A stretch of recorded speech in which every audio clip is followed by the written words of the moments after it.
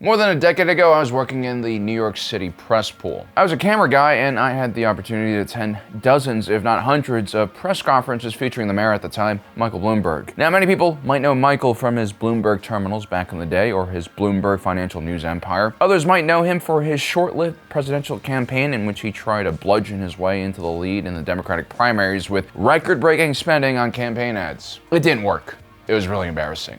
Now, I remember Bloomberg a bit differently, maybe from most people. I actually saw him as a very competent manager of one of the most complex cities in the United States. I saw him make New York City safer and more desirable to live in, which was a very difficult and challenging task. I saw a man who wasn't really focused on politics and grandstanding, and instead focused on actually managing, running the city, and creating good policy.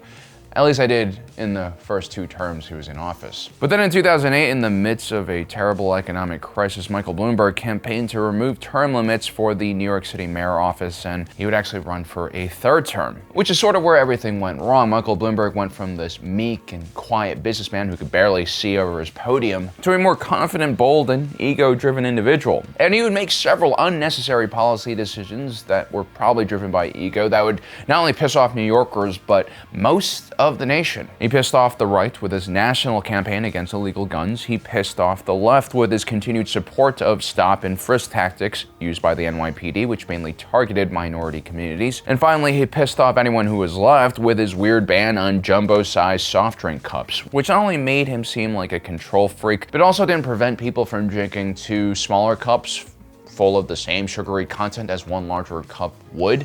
And so this law, this policy seemed really petty, not very well thought out, and it just wasn't a good look for him. Like many political leaders, Michael Bloomberg in his 3rd term had grown too comfortable with his office. He had surrounded himself with allies, sycophants, and other people who were completely supportive of his activities. This created a vacuum of true criticism and constructive discussion about how Bloomberg should run the city, and he basically destroyed his own political career as a result. Bloomberg isn't the worst example of what happens when you stay in power for too long, but he's definitely the example I personally witnessed. But usually what happens when a leader stays in power for too long, it becomes very detrimental to the people living beneath that person's rule. When leadership is no longer about service, but about maintaining power, individual freedoms are taken away, punitive measures are levied against the citizens, and a cult of personality is eventually established.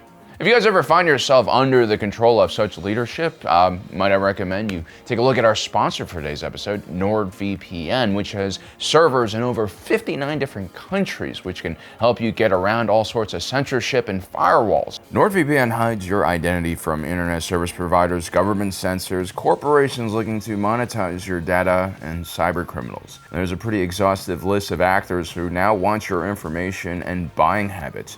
User data is the new oil for the 20th century. And so while you browse the internet, NordVPN redirects your internet traffic via their own servers set up across the world so no one can trace your internet habits back to you. NordVPN isn't just about cybersecurity and protecting your information. It can also remove geo-locked content from streaming services and sporting events for all of you displaced fans out there.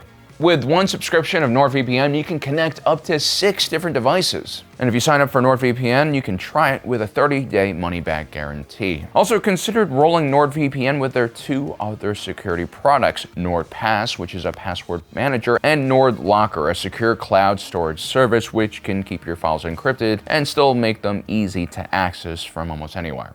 Thank you for your patience, and on to the rest of the video. Now, if you guys ask New Yorkers what they think about Michael Bloomberg today, I think you'll find some very different answers, even from people who hated Bloomberg a few years ago.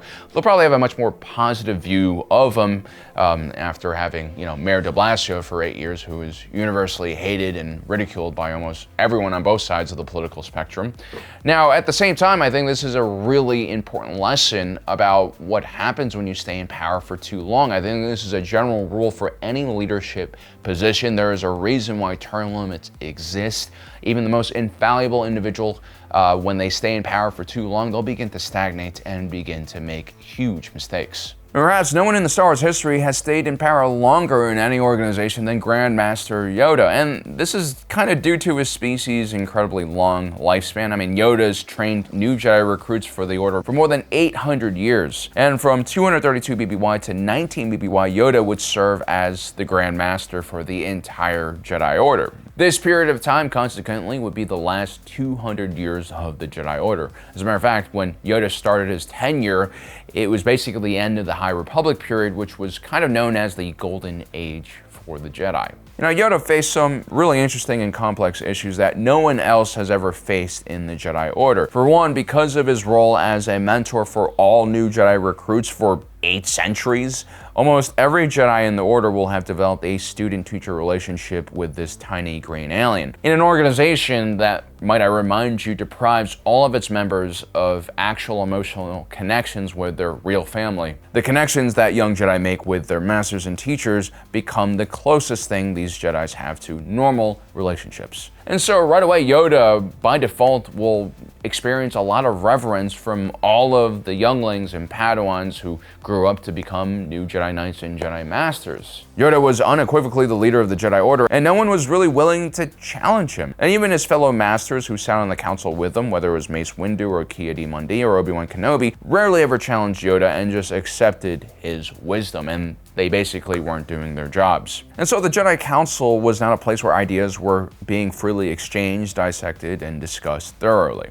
Although in Yoda's defense, he did try to invite contrarians like Qui-Gon Jinn into the Jedi Council, specifically because he thought that, the Jedi Council was practicing too much groupthink. But by that point, Qui-Gon Jinn no longer wanted to sit on the Jedi Council anyway, and was already pursuing bigger, greater things, like becoming immortal. Now, during Yoda's rule in the Jedi Order's last 200 years, we begin to see these Force users become a much more strict organization that imposed more and more rules and regulations and limits onto their members. It was under Yoda that the Jedi began to thoroughly ban any information about the Sith, even courses that were designed to basically teach young Jedi on how to deal with the Sith and their own dark side tendencies. And so you had individuals like young Dooku, when he was a Padawan, who was really interested in the dark side of the Force, but was basically unable to get any information about this, or more importantly, he wasn't able to get mentored about the dark side by much older and experienced Jedi Knights and Masters, and so he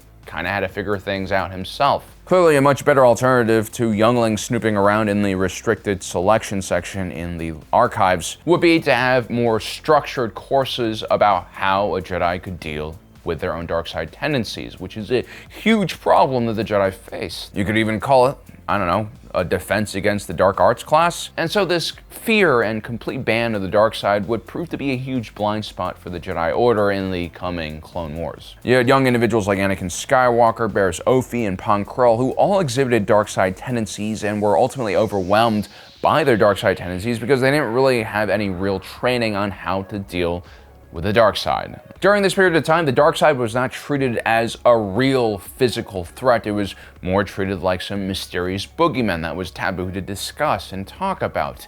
Now, in the Jedi's defense, they did have 1,000 years of peace thanks to the Ruusan Reformation and Darth Bane's base rule of 2. Simply put, there were no dark side Force users for the Jedi to face, and so they sort of let their guard down. They also forgot the important fact that the first dark side users, the first Sith, were actually just Jedi who were exiled for practicing the dark side. The greatest threat to the Jedi usually came from within their own order.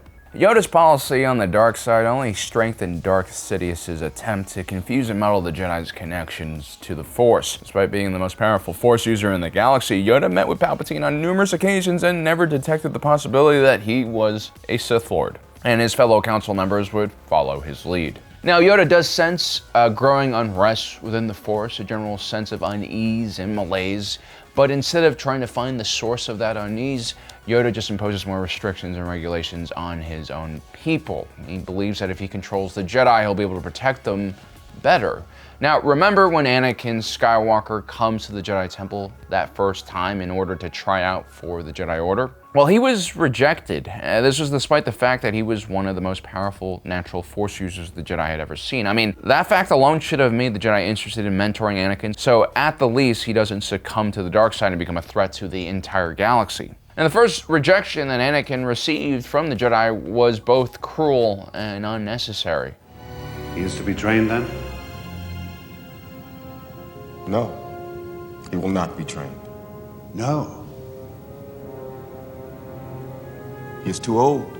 They talk about him like he's some type of object, and this first encounter Anakin has with the Jedi, it basically shows a deep distrust of the Jedi Order that would be very important later on in his career. Remember, Anakin had just left his entire life and his mother behind in pursuit of this dream of becoming a Jedi. He was all in on this idea, and to make matters even worse, the Jedi flip on their decision about him not joining the Jedi Order immediately after because Qui-Gon Jinn makes it his dying wish that the boy gets trained. This again creates more confusion for Anakin. And instead of appointing a capable and experienced veteran to basically mentor Anakin, Yoda appoints Obi-Wan Kenobi, who was just a Padawan before Qui-Gon Jinn died. Now, Obi-Wan Kenobi would prove to be an extremely capable Jedi, but his greatest failure would always be his inability to control Anakin and help the young man fight his own internal dark side tendencies. And the Jedi Council under Yoda's leadership would prove to be a constant antagonist for Anakin while he's in the Jedi Order. No one really trusted him, especially Mace Windu. And so Anakin would hide his secret marriage from the Council. He would hide his more questionable conversations with Chancellor Palpatine from the Council as well. Yoda could have ordered additional mentoring for Anakin or taken on the job himself,